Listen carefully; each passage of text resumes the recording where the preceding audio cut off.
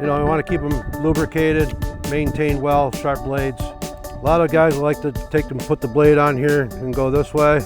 The technique, right way to do it is this way, have the blade come underneath, because of the way the cam works on the ratchet shear. As you come down and you stop, this pops back up and gets another bite. See how the spring works? And if it was the other way, it's just so hard.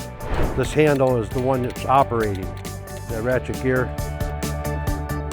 Also, if I want to make a mark on my putt, and I want to be precise on my mark, so I would take my cutters, open it up, line that hole with my mark. I can see my mark through there. Hold the handle and then just use a ratchet. See how that clicks in nice? When you come down to the end, be careful.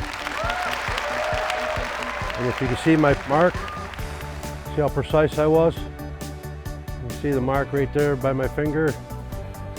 That's what this opening is for the scissors. You can see it right here. That's what that mark is for.